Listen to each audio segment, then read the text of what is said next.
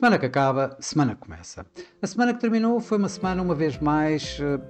impactada por tensões geopolíticas, por incertezas comerciais e ainda por receios em torno dos desenvolvimentos de inteligência artificial. No plano geopolítico, as conversações entre os Estados Unidos e o Irão continuaram, mas sem terem qualquer avanço concreto. Isto quando na frente Rússia-Ucrânia entramos pelo quinto ano de conflito, sem que qualquer conversação tenha chegado sequer a uma trégua temporária que fosse. Por outro lado, os mercados tiveram também que lidar com situações de incerteza relativamente às tarifas, isto quando o Supremo Tribunal dos Estados Unidos acabou por dar como ilegal as tarifas impostas por Donald Trump, as tarifas recíprocas impostas por Donald Trump, que agora vão ter que ter outra base legal, já colocada temporariamente por Donald Trump, pelo menos durante 150 dias, em que ele assinou uma lei que colocou 10% de tarifas, mas que poderá aumentar até 15%, o que não fez até agora. O mercado continua à espera de mais dados sobre exatamente todo esse envolvimento comercial, todo esse envolvimento legal relativamente às tarifas a utilizar. Isto numa semana onde tivemos uma agenda económica bastante ligeira, em que, digamos que o mais importante talvez fossem os dados económicos, os dados da inflação na Europa no último dia da semana, de França, de Espanha e da Alemanha, que saíram ligeiramente acima do esperado nos mercados. Sem nenhum impacto significativo também nos mesmos. Isto numa altura onde tivemos mais apresentação de resultados, nomeadamente da Nvidia, que apresentou bons resultados, bem acima inclusive do esperado pelos mercados e pelos analistas, mas isso não evitou que as ações da Nvidia não acabassem por perder, muito por primeiro os mercados a continuarem receosos de que as avaliações estejam exageradas e portanto haja aqui uma potencial bolha em torno destas empresas tecnológicas, e por outro lado, com uma vez mais os receios de que os avanços em inteligência artificial possam disromper outros negócios tradicionais, como nomeadamente empresas de software e empresas financeiras, levando as mesmas a serem pressionadas e a registarem algumas perdas durante esta semana. Isto num mês que não nos podemos esquecer que foi a última semana do mês de fevereiro, isto num mês de fevereiro que acabou por ser, tirando os ativos norte-americanos, as ações norte-americanas, foi um mês forte, um mês em que o risco teve algum peso. Vimos ativos mais especulativos como a Bitcoin a perder, por outro lado ativos de refúgio como as treasuries norte-americanas, o ouro e o próprio petróleo derivado às tensões geopolíticas a aumentar durante todo este mês. É isso que vimos no mercado acionista.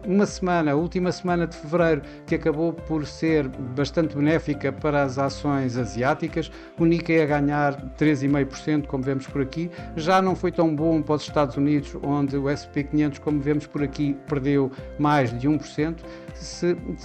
enquanto na Europa tivemos aqui assim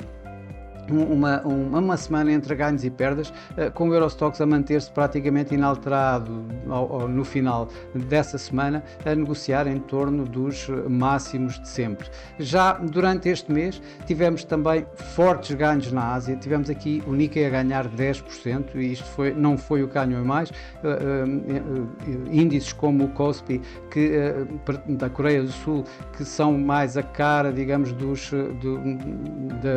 das dos investimentos em inteligência artificial ganharem ainda mais. Na Europa tivemos ganhos sólidos, temos aqui sim o Eurostoxx a ganhar à volta de 4%. Já por outro lado, nos Estados Unidos, estes tais receios de disrupção da inteligência artificial e de uma potencial bolha dos investimentos em inteligência artificial acabaram por levar os índices para terreno negativo, o SP500 a perder no mês de fevereiro cerca de 1,5%, enquanto não foi o que mais perdeu, o tecnológico Nasdaq a cair cerca de 5% durante este mês de fevereiro. Já por cá, por Portugal, o PSI ganhou em fevereiro 7%, só nesta última semana ganhou mais 2% aproximadamente, isto suportado por ganhos da NOS, que foi a cotada que mais ganhou durante esta semana, ganhou aqui um pouco mais de 7%, e por outro lado outras empresas como por exemplo o BCP a pressioná-la, que perdeu esta semana cerca de 1,7%. No mercado cambial houve uma falta de volatilidade bastante grande durante a semana e durante o mês no geral, em grande parte das divisas, nomeadamente o dólar. Temos aqui o DXY que teve muito pouca volatilidade durante esta semana, a negociar à volta dos 97,50. Durante o mês de fevereiro tivemos aqui assim algum ganho do dólar. Depois das perdas do primeiro mês do ano, o dólar voltou aqui a recuperar alguma coisa durante este mês de fevereiro, recuperou aqui cerca de 0,7%. Já o euro-dólar andou a negociar numa volatilidade, tal como eu disse, bastante baixa. A semana passada negociou à volta de 1,18. Durante todo o mês de fevereiro, como vemos por aqui, andou a negociar num máximo até em torno de um pouco mais de 1,19 e um mínimo à volta dos 1,1750 e não mais do que isso. Se quisermos ver alguma volatilidade no mercado cambial, temos que olhar definitivamente para o iene. Situações com as eleições no Japão, que começaram por levar o iene a perdas e levá-lo de facto aqui a situações à volta dos 157,50 face ao dólar ou a 186 face ao iene. Há alguma recuperação entre receios de intervenções por parte do Banco do Japão em conjunto com a Reserva Federal. Isto por indicações do Tesouro norte-americano e do Ministério da Economia japonês, que levou o preço, levou o iene a ganhos e, portanto, o dólar-iene a negociar aqui à volta dos 152,50 e o euro-iene à volta dos 181, acabou, para todos os efeitos, o mês, de facto, em perdas, tanto o iene como tanto face ao dólar como face ao euro, como vemos por este gráfico, com o dólar-iene e o euro-iene a acabar em máximos neste mês de fevereiro. Também em alguma volatilidade tivemos a Libra, que acaba por continuar pressionada relativamente a algumas incertezas ou alguma incerteza política em torno do primeiro-ministro britânico, Keir Starmer. Isto ao mesmo tempo que o mercado continua a descontar mais cortes de taxa de juros por parte do Banco de Inglaterra, acabou por levar a Libra a perder tanto face ao dólar como face ao euro durante este mês de fevereiro. Já em sentido contrário está o franco suíço, que as tensões geopolíticas e dados que continuam a colocar as taxas de juro pressionadas, acabam por levar o franco suíço a ganhos, com tanto o euro suíço como o dólar suíço a manter-se a negociar em torno dos mínimos históricos, em mínimos de sempre, tirando situações pontuais como algum flash crash que aconteceu, por exemplo, em 2015. De destaque pela positiva, neste mês de fevereiro, nos mercados emergentes, tivemos de novo o real brasileiro, que acabou por ganhar face ao dólar, aqui assim à volta de 1,2%, e já agora face ao euro um pouco mais de 2%. Claro que no mercado de commodities as tensões geopolíticas foram as que mais acabaram por impulsionar este mercado, nomeadamente os metais preciosos, nomeadamente o ouro, que acabou este mês de fevereiro por ganhar aqui cerca de 11%, muito à custa de ser impulsionado exatamente pelas tensões geopolíticas, pela corrida pelos mercados ativos de refúgio, como o ouro é um dos principais desses mesmos ativos de refúgio do mercado. Por outro lado, os preços do petróleo continuaram a ganhar suporte nas tensões no Médio Oriente, que acabavam por dar um alerta ao mercado que qualquer ataque, qualquer guerra aberta pudesse disromper a oferta de crudo nos mercados e, portanto, manter desta forma os mercados petrolíferos em alta, como vemos por aqui, o WTI a ganhar cerca de 4% durante o mês de fevereiro. Esta semana, os mercados obviamente vão estar, como não podiam deixar de ser, impactados pela guerra que acabou por eclodir durante este fim de semana, logo nas primeiras horas do fim de semana, com um ataque conjunto dos Estados Unidos e Israel ao Irão e a resposta do Irão global naquela área. Numa semana onde também vamos olhar para a China para as duas sessões e ainda com uma agenda económica bastante bem preenchida e bastante importante durante esta semana. Bom, mas de facto o que vai mais impactar os mercados certamente vai ser este ataque,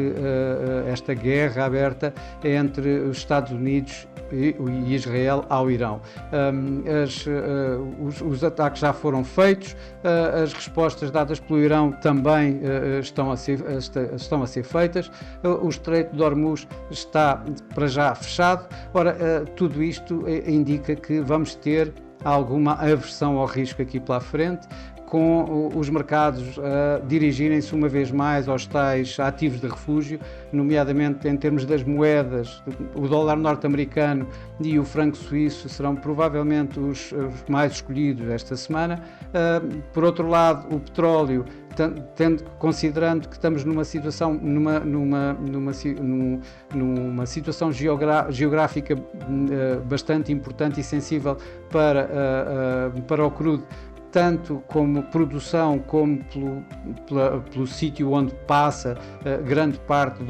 desse mesmo comércio, e estamos a falar do Estreito de Hormuz, e isso, portanto, poderá levar aqui assim a fortes ganhos no petróleo, nos preços do petróleo, tanto do Brent como do WTI, durante esta semana. Já os mercados acionistas provavelmente vão sentir alguma pressão, com a aversão ao risco a subir. A questão aqui é sabermos por quanto tempo é que esta guerra irá se manter e quanto tempo os mercados levarão a adaptar-se a esta nova condição que vamos certamente ter aqui durante algum tempo no Médio Oriente. Por outro lado, do outro lado do mundo completo, temos as duas sessões na China, um acontecimento, um evento importante, um evento dos mais importantes na China para a sua orientação económica e política, e os mercados irão estar principalmente atentos à meta que a própria China vai colocar no crescimento económico, se vai manter os tais cerca de 5% ou se vai baixar um pouco a fasquia, digamos para os 4,5% a 5%. Obviamente que tudo isso tem um impacto forte nos mercados, na medida em que o mercado vai estar à espera de quais são os incentivos que o governo chinês e o Banco Central chinês irá colocar nos mercados para fazer exatamente essa meta que vai colocar nos mercados financeiros. Isto é tudo numa semana onde vamos ter uma agenda económica bastante preenchida. Na Europa vamos ter inflação, onde o mercado está à espera que se mantenha aos níveis aos últimos níveis, aos níveis de janeiro, ou seja, estamos a falar de 1,7% na inflação global e 2,1% na inflação subjacente. Por outro lado, nos Estados Unidos temos catadupa de dados económicos, desde o ISM manufaturário, o ISM de serviços, os dados privados do emprego da ADP, mas obviamente que o dado que mais o mercado está a olhar continuará a ser os Non-Farm Payrolls, o relatório oficial do emprego no último dia da semana, onde o mercado espera ver a criação de 60 mil novos postos de trabalho, onde espera também que a taxa de desemprego se mantenha nos 4,3% e o crescimento salarial baixe ligeiramente apenas para 0,3% em termos mensais. E para já, estes são, digamos, as grandes diretrizes esta semana para o mercado. Por esta semana, por mim, é tudo. Desejo a todos o resto de uma boa semana, bons negócios. Eu, por mim, estarei por cá daqui uma semana para mais um Semana que Acaba, Semana que Começa. Até lá!